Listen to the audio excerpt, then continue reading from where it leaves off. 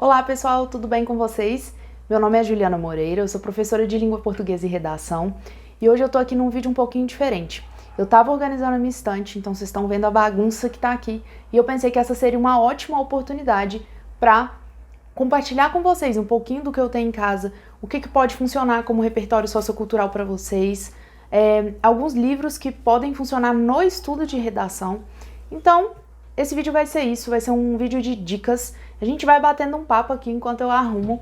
Eu fiz essa perguntinha lá pra vocês no Instagram, quem não me segue ainda vai lá, é @julianamoreira2020. Perguntei se vocês queriam conhecer um pouquinho do que tem na estante e se queriam essas dicas e vocês disseram que sim, então tá aqui o vídeo. Bom, pessoal, então eu vou começar. Vocês estão vendo que tá bem bagunçado. Aqui em casa eu tenho algumas estantes, normal, né, para uma pessoa que fez letras e fez mestrado em literatura ter muitos livros em casa, e cada estante ela tem um motivo, assim.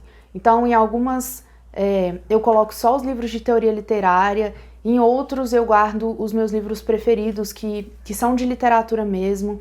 Eu tenho outra estante só para os livros didáticos, e essa aqui, ela ficou como a estante do que não coube nas outras, então ela é muito misturada, vocês vão perceber isso, o que é bacana, porque a gente consegue conversar sobre temas muito diferentes. Bom, o que eu vou começar a guardar aqui é o que fica mais pra cima. Acho que vocês não estão vendo a última prateleira dessa estante, mas tudo bem, porque é só uma coleção.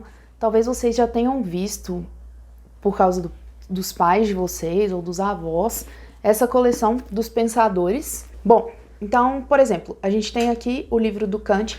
É uma coleção organizada de uma forma bem interessante, né? Foi a Nova Cultural que organizou e hoje em dia não faz tanto sentido a gente comprar, né, adquirir uma coleção como essa, porque a gente encontra tudo ou quase tudo na internet, em forma de PDF, então é mais fácil de organizar, né? Você não tem que ficar tirando para limpar, e quando a gente muda de casa é só levar o computador, não precisa levar malas e malas de livros. Mas eu sempre prefiro o livro físico. Nesse caso, hoje eu não faria aquisição dessa coleção, mas eu ganhei do meu pai, então era dele. Ele adquiriu e depois me passou, então eu guardo com muito carinho. A maioria dos livros eu li durante o meu ensino médio, e eu não li todos e nem li tudo, mas eu aproveitava o que eu estava estudando em filosofia para complementar de alguma forma com esse material que eu tinha em casa. Então, para mim foi muito rico, mas vocês encontram hoje em PDF na internet. E o que esse livro faz, né? Ele é um compilado das principais teorias de cada pensador. Então, não está completo, não é tudo que Kant escreveu não está aqui, mas você tem um compilado da ideia principal, do argumento principal. Então é legal porque dá para você ter uma noção bem mais consistente do que é o autor e do que são as ideias dele, do que só pelo livro de filosofia da escola, por exemplo, e nem vou comentar a diferença que tem entre isso aqui e as citações que a gente encontra na internet, né, que você não sabe por que ele disse, em que contexto ele disse, para quem ele estava dizendo. Então é bem legal para quem gosta, tá? Não é algo necessário para quem quer fazer a redação, mas para quem gosta é muito bom. Bom, meus queridos, então guardei essa coleção. Como eu disse para vocês, eu guardo ela com bastante zelo, apesar de não ter lido recentemente nenhum desses livros, mas mais por falta de tempo do que por falta de vontade. A gente acaba tendo outras demandas de leitura, principalmente para quem estuda literatura, né? As demandas são muitas e, enfim, aquilo que a gente realmente quer ler acaba ficando sempre para depois. Falando nisso, essa pilha aqui que vocês estão vendo, ela tem bastante coisa que eu usei no meu mestrado. Para quem não sabe, eu fiz o meu mestrado em teoria literária pela Universidade Federal de Uberlândia. E passando rapidamente por ele, uma das minhas chaves de pesquisa é a literatura produzida durante a censura que ocorreu na ditadura civil-militar aqui no Brasil. E para isso eu precisei estudar um pouco da ditadura, e então eu tenho alguns livros. Esse da ditadura envergonhada eu também ganhei do meu pai. Eu confesso que a minha herança de livros foi muito, muito boa. Quando eu me mudei, o meu pai, ele me presenteou com a maioria dos livros dele, quase todos na verdade, e eu guardo todos. Esse me serviu bastante durante o meu mestrado. E é basicamente essa pilhazinha que vem aqui, essa prateleira, ela vai ser composta por esses livros. Gente, eu percebi que eu falei que a minha herança de livros foi muito boa, mas eu não quis dizer que meu pai morreu, eu só quis dizer que ele enfim, me deu esses livros que ele guardava. Então, que bom, ele não morreu, ele tá vivo. E, enfim, é só pra explicar isso pra vocês de uma forma melhor. Eu vou deixar esse aqui, daqui a pouco eu falo sobre ele. Tem esse aqui também, que é o Mecanismos do Silêncio, e que tá na mesma ideia do estudo da ditadura. Então, nesse caso, é um estudo mais sobre o DCDP, que é a Divisão de Censura e Diversões Públicas, e que vai tratar sobre os mecanismos de censura dessa época. Eu não vou conseguir deixar em pé, mas daqui a pouco ele vai. E nesse sentido tem mais alguns também. Tem esse, que é Censura e Liberdade de Expressão no Brasil, mas esse é bem técnico, assim, bem... não é dos mais legais, eu confesso. E tem esses dois que aí eu vou indicar para quem gosta de estudar a história, de entender um pouco melhor a história. São livros bem legais. Esse aqui vocês não encontram para comprar novo, mas vocês encontram na estante virtual, um site que você consegue comprar livros usados em bom estado. Então esse chama Livros Proibidos e Ideias Malditas, que vai tratar do que era censurado, que tipo de literatura era censurada durante a nossa ditadura. É bem legal. Então tem o DOPS e as Minorias Silenciadas. E tem esse aqui que eu gosto muito também, que é o Repressão e Resistência, Censurar Livros na Ditadura Militar. Esse é muito legal porque, além de tudo, ele é bem ilustrado, então ele é bem bonito. E ele é uma pesquisa da Sandra Reimão. Então, enfim, quem se interessa por história, quem se interessa por esse período de ditadura militar, de conhecer um pouco melhor como ele foi aqui no Brasil, e principalmente quem se interessa por literatura e como é que ela dialoga com a censura, fica a dica aí, é ótimo.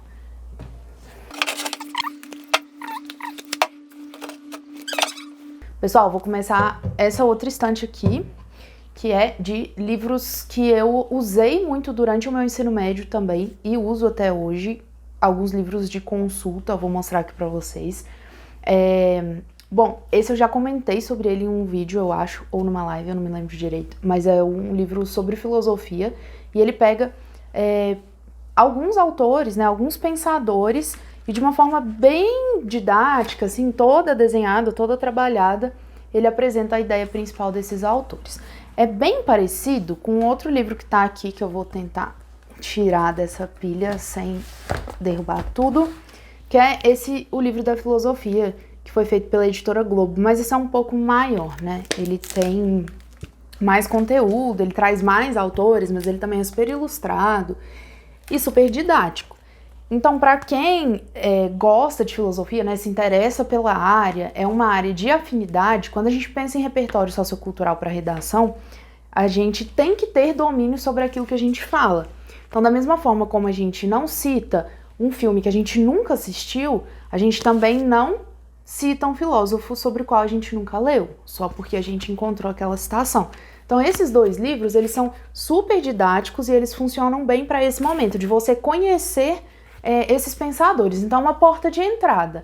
Não tá tudo aqui, claro que não tá, mas é uma excelente oportunidade para que você conheça melhor essas pessoas sobre as quais vocês gostam muito de falar, tipo Aristóteles, o Platão, o Hobbes, o Kant. Então, a dica também. Pessoal, nessa mesma ideia de conhecer os autores, né, sobre os quais vocês gostam de falar, tem o Bauman. Eu tenho esses dois livros dele, o Confiança e Medo na Cidade e o Danos Colaterais. Esse é um pouquinho maior, mas ele é uma pessoa que escreveu muitos livros. Então, o Bauman, eu acho que eu não sei a quantidade exata, mas ele escreveu pelo menos 20 livros. Então, é fácil encontrar, é fácil.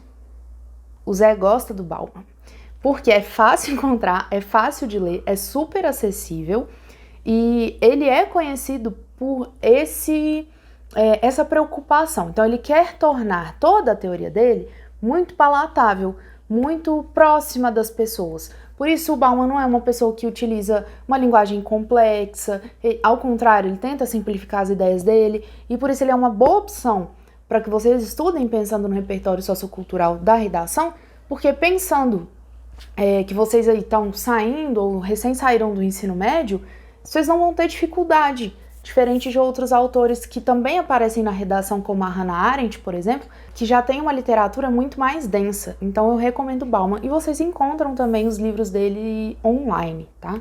É só pesquisar o que vocês acham. Vamos lá. Ainda sobre essas dicas, tem Stuart Hall, que trata da identidade cultural na pós-modernidade. É legal, mas só para quem se interessa muito por esse assunto. Se você quer entender melhor, vamos pensar assim, como que a nossa identidade enquanto um país colonizado, ela se formou. Se você quer entender melhor como isso acontece, as influências que a gente tem dos colonizadores, não tô falando do Brasil, né, mas qualquer país que foi colonizado, é muito legal. E olha como é curtinho esse livro. Então, apesar de a teoria não ser a mais simples, ele é bem curtinho, então dá pra ler tranquilo, tá? Vou deixar ele aqui. Gente, tem esse livro de mitologia grega aqui, pequenininho. Eu não gosto de mitologia grega, mas pra quem gosta, é uma boa sugestão e dá pra usar também como repertório sociocultural, além das histórias serem, assim, super interessantes pra quem gosta, né? Eu, sinceramente, acho uma grande confusão a mitologia grega. Eu tenho uma dificuldade de acompanhar quem é quem, o que acontece lá dentro. Eu acho muito complexo. Eu sempre confundo os personagens, então não é pra mim. Mas, pra quem gosta, fica a indicação, tá? Tem um outro livro de mitologia aqui, que é sobre mitologia afro-brasileira. Esse aqui eu entendo um pouco mais, eu tenho mais familiaridade com ele. Acho que tá dando pra vocês verem aí. E ele é bem simples, ele é todo ilustrado, as histórias são bem tranquilas de entender, ele é bem bonito. Então fica aí pra vocês essa dica. Pessoal, voltei aqui com a mágica de mais uma pilha de livros, porque não tem fim, são muitos livros. Mas eu vou falar de mais alguns aqui pra vocês, antes de fechar esse vídeo e continuar guardando o livro, porque eu tenho certeza que eu não vou terminar. Tem esse livro, a história dele é fofa, vai. Ele se chama Primeiros Escritos e ele foi patrocinado pela PUC Goiás, Pontifícia Universidade Católica. Quem assistiu o vídeo lá do Quem Sou Eu sabe que eu estudei no meu ensino médio em Goiânia e a minha professora, naquele momento de redação, que é a professora Sara de Castro, ela fez um trabalho na pós-graduação dela e um dos resultados desse trabalho foi esse livro. Aqui a gente tem contos, crônicas e poesia dos alunos que naquele momento cursavam o 3º ano do ensino médio.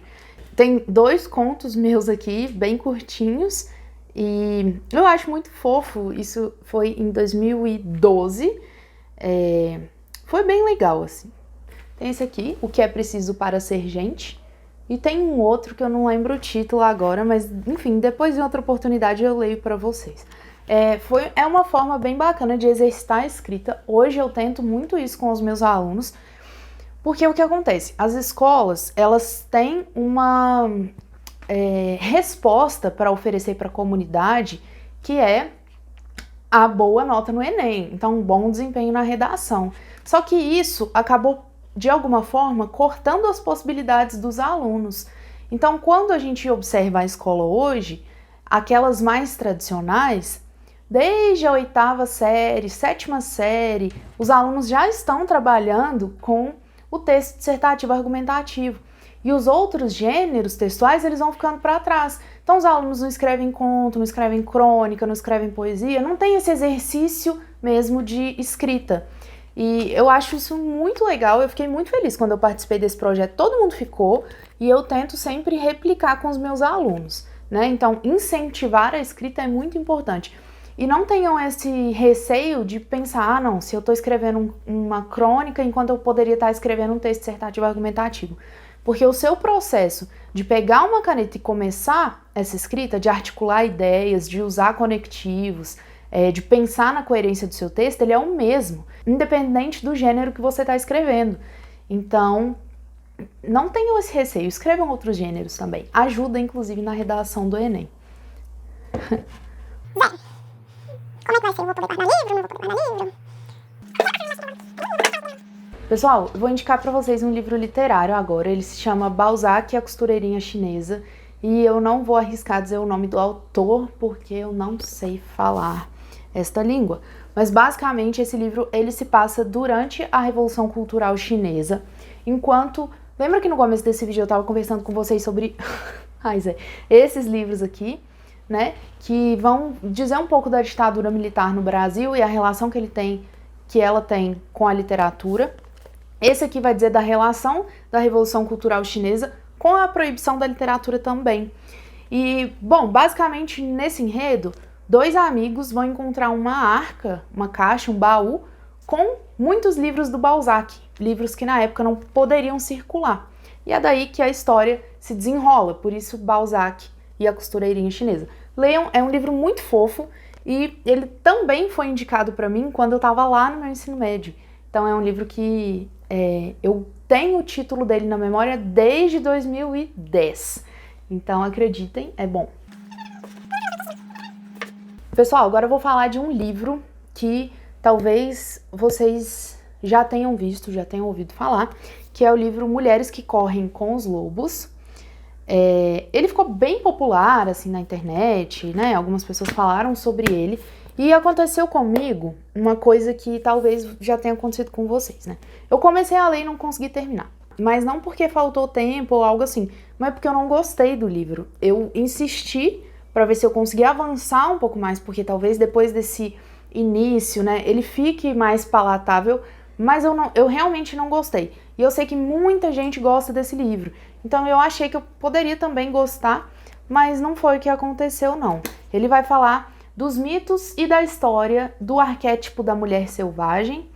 É bem específico, assim, mas ele também é bem fácil de ser lido, apesar de ser grandinho, né? Acho que vocês estão vendo. Mas enfim, eu não gostei, aí eu parei a leitura dele. Talvez um dia eu tenha coragem de retomar. Mas chega um momento que você tem tantas coisas para ler e algumas delas são...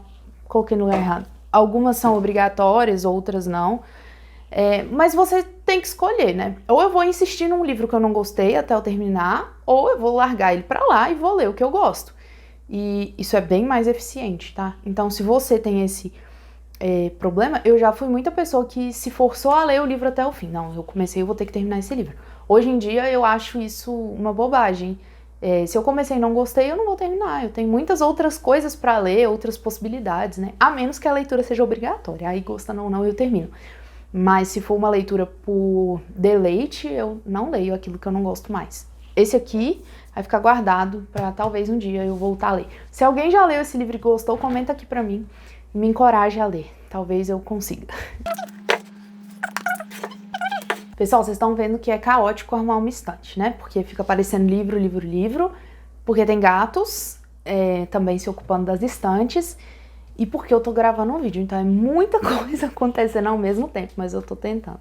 Pessoal, tem essa coleção de livros aqui que eu também ganhei do meu pai. Eu ganhei uma parte dela do meu pai e uma parte dela do meu padrasto. E ela é numerada, ela vai do 1 até, não lembro o número, mas acho que 45, 50, são muitos livros. E são livros que são clássicos da literatura. Então a gente tem essa de Queiroz, Castro Alves, Gil Vicente, tem muita gente. E ela é muito legal porque ela foi feita para ser acessível. Então, para ser barata mesmo, num preço que as pessoas pudessem pagar.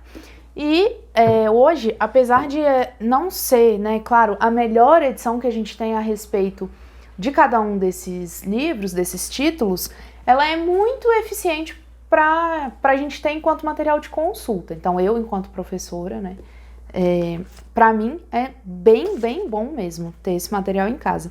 Então tem aí o Camilo Castelo Branco, José Lins do Rego, tem bastante gente, eu vou até guardar aqui sem citar todo mundo porque é muito grande a coleção, mas o que a gente tem de clássico, né, daqueles considerados os mais importantes para a literatura brasileira, para a literatura portuguesa, aí a gente vai ter nessa coleçãozinha. Pessoal, tem 2 livros aqui da filosofia que ficaram para trás, que é o Arte, Retórica e Poética, do Aristóteles. Esse meu tá bem comprometido já, ele tá descosturando, eu preciso levar ele para um lugar que consiga reformar para mim, para não perder esse material. E tenho esse aqui que eu utilizei como livro complementar ao livro didático durante o meu ensino médio. Ele também é super acessível, E ele faz o mesmo papel daqueles livros, desse livro que eu mostrei para vocês, do livro da filosofia, daquele menorzinho, só que de uma forma um pouco mais aprofundada em cada autor. Então são menos autores e uma forma um pouco mais aprofundada. É uma antologia de textos, então também não tem todas as ideias, né, todos os principais pensamentos dos filósofos, mas ele vai de Platão a Sartre. E é muito, muito enriquecedor. Foi o melhor livro de filosofia para mim, infinitamente melhor do que o livro didático em termos de aprender de fato. E eu já mostrei para vocês que eu não tenho dó do livro, né? Assim, eu realmente consumo o livro. Então ele é todo assim, acho que vai dar para vocês perceberem, ele é todo riscado, grifado, anotado, porque eu aproveitava muito as minhas aulas de filosofia também. Eu tive um super professor, o Sandro, no meu ensino médio. E esse, no caso, são as anotações sobre Marx. E, bom, para mim valeu muito a pena. De toda a referência de filosofia que eu tenho, 90% vem daqui, né, e das aulas do meu professor. E ainda hoje, aquilo que eu consigo discutir com os meus alunos a respeito de filosofia, tudo se deu enquanto início por esse livro. Então ele foi a porta de entrada para mim para muitos outros estudos. Esse eu recomendo muito. Tipo assim, Ju, de todos os livros que você falou, se fosse para você escolher um pra gente pegar, qual que seria? Esse aqui. Os Filósofos através do Texto, de Platão a Sartre. Eu vou tentar encontrar ele e deixar o link para vocês aqui na descrição do vídeo. Tá. Pessoal, esse livrinho eu já citei para vocês, já mostrei em uma live. É o Ensinando Inteligência, é uma coleçãozinha, tem o Aprendendo Inteligência, tem o Ensinando Inteligência, para alunos ou para professores. Tem umas ideias bacanas, né, de como a gente pode otimizar os nossos estudos, mas nada muito aprofundado e nada que eu já não tenha falado, conversado com vocês nas lives e nos vídeos aqui. Então é aquela história de quantidade não é qualidade, ou quando a gente pensa que quando a gente tem que estudar cada conteúdo, né?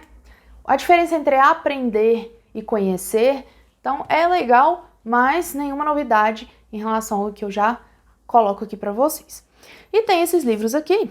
Esse vocês já viram lá no vídeo que eu falo sobre a Clarice. Quem não assistiu vai lá assistir. E a relação que a Clarice tem com o Enem. É um livro de contos completo. Ele geralmente está na minha outra prateleira, né? Mas só quando eu vou gravar eu coloco ele lá, depois ele volta pra cá. Tem a Ilíada e a Odisseia, do Homero, mas esse é pra quem gosta também.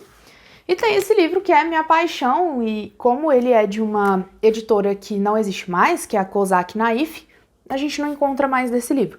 Mas é a poesia completa do Carlos Drummond, de 1930 a 1962. Então, apesar de ser um livro muito ruim de você pegar pra ler, né? Porque é muito ruim pegar para ler um livro desse tamanho, desconfortável. É muito legal como consulta também. E ainda que a gente não tenha essa edição exclusiva, existem outras edições completas da poesia do Drummond. Quem não conhece Drummond, eu sugiro começar com alguns livros, né? Não precisa começar com o completo. Então vocês podem começar por outros livros, né? Tem, por exemplo, A Rosa do Povo, tem O Sentimento do Mundo, que é bem curtinho, já foi cobrado em muitos vestibulares, então ele já tá aí conhecido de vocês. Recomendo muito. Drummond é repertório sociocultural, mas Drummond também é um pouco do que tem de melhor na nossa literatura. Então, por favor, leiam. Meus queridos, para quem tem curiosidade do que a gente vê num curso de letras, entre muitas outras questões, eu tenho alguns livros ainda que eu tenho aqui do curso, mesmo que não sejam livros que hoje eu estude com profundidade, mas enfim, que eu passei por eles foram muito úteis para mim e hoje eu guardo como material de consulta também. Então tenho Conversas com Linguistas, que é bem legal, e esse não é para estudantes de letras necessariamente, qualquer pessoa consegue ler esse livro tranquilo. Tem Manual de Sintaxe, eu tenho O Texto e a Construção dos Sentidos, que é algo que a gente também precisa estudar. Tem livro aqui sobre avaliação, usos da linguagem, linguagem e educação, Então tem alguns que vieram para cá, porque eu utilizo menos. Aqueles que dizem respeito ao estudo da literatura eu já utilizo mais, então eles estão em outra estante, em outro momento eu compartilho isso com vocês. Tem gramática, claro, importante também. Aliás, eu tenho outras gramáticas espalhadas com amigos, que eu preciso recuperar. Tem o dicionário crítico de sociolinguística. Sociolinguística também é uma das disciplinas que a gente vê no curso. E por fim aqui, vamos ver, deixa eu ver. Eu tenho alguns livros sobre redação, e aí são livros teóricos mesmo, e não necessariamente redação do Enem. Aliás, nenhum deles fala sobre redação do Enem, porque são livros muito antigos. Então eles vão tratar da produção textual, não necessariamente do tipo dissertativo argumentativo, mas de todos os gêneros, ou todos é um exagero, né? Mas da maior parte dos gêneros, ou pelo menos de todos os tipos textuais. Eles são um pouquinho desatualizados, porque eles são mais antigos, mas são bem legais também. E por fim aqui, eu tenho um pouco de material didático que eu deixo aqui, porque esse lugar que vocês estão vendo também é o lugar que eu preparo as minhas aulas, só que na mesa que está atrás da câmera. E eu deixo aqui os livros que eu estou utilizando no ano letivo. Então esse ano, por exemplo, apesar de não estar indo à escola, né, em função da pandemia, eu tô dando aula normalmente. E para isso eu tenho os livros didáticos. Bom, esse aqui é o do 2º ano, adotado pela escola, não tem muita novidade. Mas tem esses dois que esses são aquisições minhas e que eu faço questão de tê-los. É uma gramática também, mas não uma gramática teórica, tal como eu já mostrei aqui para vocês, mas é uma gramática para ensino médio. Texto, análise e construção de sentido, eu já indiquei ele aqui em algum vídeo para vocês, e essa outra gramática da Leila Lauar, que também é muito bacana. Então são gramáticas que se complementam. As duas são muito boas, mas eu prefiro trabalhar com duas, porque aí a gente tem certeza de que cercou todos os lados ali das questões. E tem mais esses dois livrinhos aqui, 2º e 3º ano, que são as turmas que eu dou aula e que estão aqui comigo. Gente, como vocês estão percebendo, não acaba, né? Tem muita coisa para guardar aqui ainda, mas eu vou encerrar esse vídeo porque eu acho que o que eu tinha de mais legal nessa estante eu consegui mostrar para vocês. Foi muito bacana porque eu consegui compartilhar nesse bate-papo um pouquinho da minha história, um pouquinho do que eu vivi no ensino médio. Vocês conheceram um pouquinho do que eu tenho aqui e eu indiquei aquilo que eu acho que vocês podem gostar ou que pode ser útil. Então esse vídeo foi diferente, foi um vídeo para descontrair, pra vocês darem uma relaxada, pra gente poder conversar de uma forma mais tranquila. Se você tem sugestão de conteúdo aqui pro canal, alguma coisa que vocês gostariam de assistir, é só deixar aqui pra mim. E se você gostou desse vídeo, comenta aqui também pra eu saber, tá bom? A gente se vê no próximo encontro. Um abraço!